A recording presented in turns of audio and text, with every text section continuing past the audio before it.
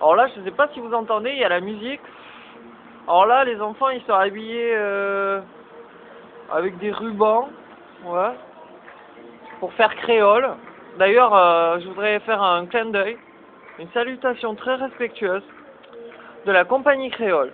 Parce qu'ils ont chanté que ça faisait rire les oiseaux, chanter les abeilles, et que ça rajoute des couleurs aux couleurs de l'arc-en-ciel. Et c'est la plus belle phrase que, un peu kitsch, d'accord, mais après avoir étudié le premier, deuxième, troisième, quatrième, cinquième, sixième, septième degré de lecture, je peux vous assurer qu'à la septième lecture, c'est magnifique cette phrase.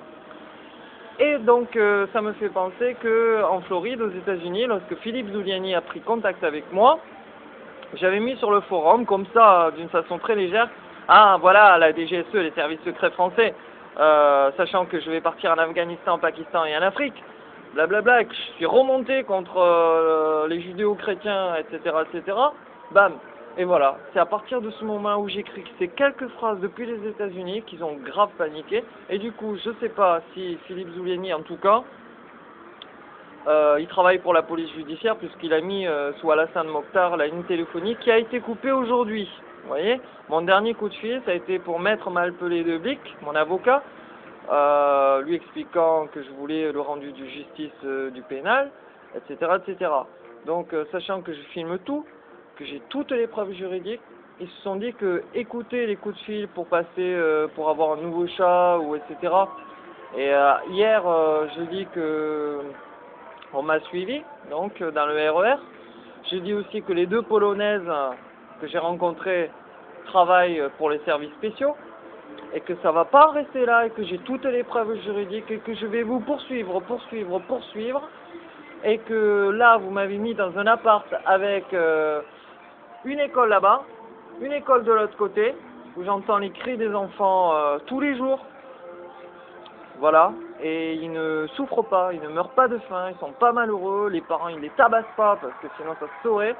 Pourtant, ils ont un ISO musical, un cri, un chant, quand ils râlent et qu'ils pleurent, très très proche de l'agonie, de la famine, de la souffrance des guerres. Voilà. Donc, à Paris, je viens d'avoir l'ultime information, l'ultime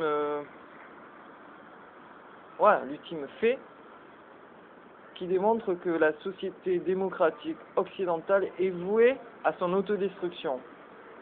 Voilà, donc pas la peine de chercher du côté des partis communistes, des partis extrême droite, républicaines, machin, etc. Ils sont tous pareils, en fait. La démocratie occidentale, soulignée par les islamistes radicaux, est vouée à son autodestruction. Peu importe mon avis en fait, tout ce que je vois c'est une école là-bas qui chante du Michael Jackson.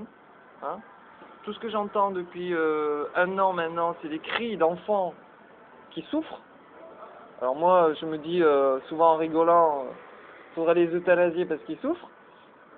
Mais il y a une vraie souffrance chez les enfants qui commence à être révélée par le ministère de l'Éducation dont 10% ont des brimades toute leur vie. Voilà. Et ces 10%, sur les 10%, il y en a qui s'en sortent vraiment très bien au niveau social. Ils ont des postes haut gradés, des salaires à donf, mais c'est uniquement pour pallier justement une revanche de l'enfance.